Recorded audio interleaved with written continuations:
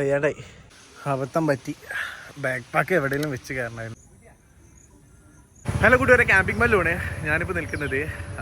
അതായത് വളാഞ്ചേരി പോകുന്ന റൂട്ടിൽ നിന്ന്, അതായത് പട്ടാമ്പിയിൽ നിന്ന് വളാഞ്ചേരി പോകുന്ന റൂട്ടിൽ രായനെല്ലൂർ മല എന്നുണ്ട്. രായനെല്ലൂർ മലയിൽ നമ്മുടെ നാറാണത്ത് പ്രാന്തൻ്റെ പ്രതിമയുള്ള ഒരു ക്ഷേത്രമുണ്ട്. ക്ഷേത്രത്തിൻ്റെ അടുത്തായിട്ടാണ് ഈ പ്രതിമ ഉള്ളത്. വലിയൊരു മലയാണ്. ആ മലയുടെ മുകളിലാണ് ഈ കാഴ്ചയുള്ളത്. നമ്മളിന്ന് പോകുന്നത് അത്യാവശ്യം നല്ല രീതിക്ക് പോകാണ്ട് നമ്മളത് യാത്ര ഇന്ന് അങ്ങോട്ടാണ്.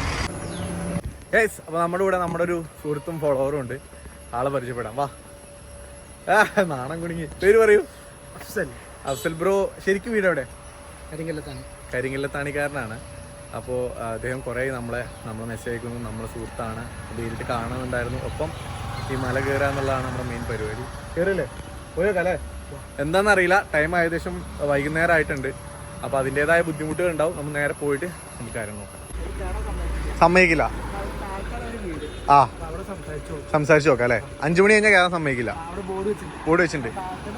ആയിക്കോട്ടെ, സംസാരിച്ച് നോക്കാം. ശരി, താങ്ക് യു. 5 മണി സീനാണ്. വേം വിട്.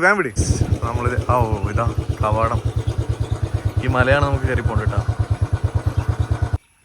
അപ്പോൾ നമ്മളിത് മല കയറാൻ പോണ്. അത്യാവശ്യം ഒരുപാട് കയറാനുണ്ട്. സ്റ്റെപ്പ് ഉണ്ട് കേട്ടോ അവിടുന്ന് അങ്ങോട്ട്. പൂലക്ക വാ.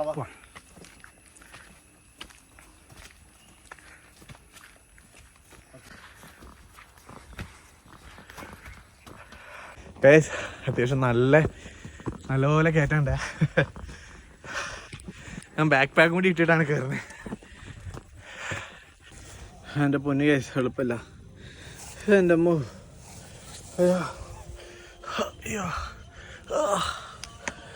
അയ്യാടായി. ബാക്ക് പാക്കിലുണ്ടാവണം.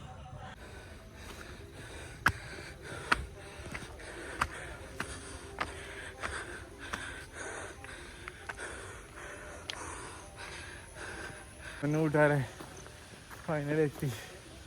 അയ്യോ. കേരളത്തിൽ കാലാകാലങ്ങളായി പ്രചരിച്ചു പോരുന്ന ഐതിഹ്യങ്ങളിലൊന്നായ പറയിപ്പറ്റ പന്തിരുകുലത്തിലെ അംഗമാണ് നാറാണത്ത് ഭ്രാന്തൻ.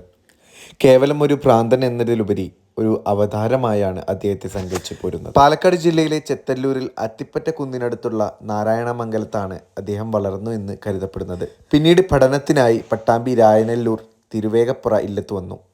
മലയുടെ മുകളിലോട്ട് ഒരു വലിയ കരിങ്കല്ല് ഉരുട്ടിക്കയറ്റി അതിനെ താഴോട്ട് തള്ളിയിട്ട് കൈകൊട്ടിച്ചിരിക്കുകയാണ് ഇദ്ദേഹത്തിൻ്റെ പ്രധാന പ്രവൃത്തി. ഈ ഇഷ്ടവിനോദത്തിനിടയ്ക്ക് ഒരു തുലാമാസം 1-ാം തീയതിയാണ് ഭ്രാന്തന് വനദുർഗയായ ദേവി പ്രത്യക്ഷയാകുന്നത്. ഭ്രാന്തനെ കണ്ട് ദേവി ഓടിമറഞ്ഞു എന്നും ഒരു കല്ലിൽ കാൽപ്പാടു പതിഞ്ഞു എന്നും കഥയുണ്ട്. ആ കാൽപ്പാടുകൾ ഇന്നും അവിടെ കാണാം. പ്രതിഷ്ഠയൊന്നുമില്ലാത്ത ആ ക്ഷേത്രത്തിൽ ആ കാൽപ്പാടുകളിലാണ് പൂജ. 6-ാമത്തെ കാൽപ്പാടിൽ ഊറുന്ന ജലമാണ് തീർത്ഥം. ബ്രാഹ്മണനായി പിറന്നിട്ടും ആചാരങ്ങൾ തെറ്റിച്ചതിനാലാകണം ഇളയതായത്. ഭിക്ഷയെടുക്കലായിരുന്നു നാറാണത്ത് ഭ്രാന്തൻ്റെ ഉപജീവന മാർഗം. എപ്പോഴും യാത്രയിലായിരിക്കുന്ന നാറാണത്ത് ഭ്രാന്തൻ രാത്രി എവിടെയാണോ എത്തുന്നത് അവിടെ വെള്ളവും തീയും ഉള്ള സ്ഥലമാണെങ്കിൽ അവിടെ തന്നെ അടുപ്പ് കൂട്ടുകയും അന്നു ഭിക്ഷയാചിച്ച് കിട്ടുന്ന അരി വേവിച്ച് കഴിച്ച് അവിടെ തന്നെ കിടന്നുറുകയും ചെയ്യും. നേരം വെളുത്താൽ വീണ്ടും കല്ലുരുട്ടിക്കയറ്റാൻ തുടങ്ങും. ഹരിതകരണം എന്ന ജ്യോതിശാസ്ത്ര ഗ്രന്ഥത്തിൻ്റെ കർത്താവാണ് ഭ്രാന്തൻ എന്നും പറയപ്പെടുന്നു. കട്ടുറുമ്പുകളെ എണ്ണുക അദ്ദേഹത്തിൻ്റെ മറ്റൊരു വിനോദമായിരുന്നു. അദ്ദേഹം പ്രസിദ്ധനായ ഒരു തന്ത്രികനുമായിരുന്നു. കേരളത്തിൽ ഒരുപാട് ക്ഷേത്രത്തിൽ ഭ്രാന്തൻ പ്രതിഷ്ഠ നടത്തി. ഇവിടെ ഒരിക്കലും വറ്റാത്ത നീരുറവകളുണ്ട്.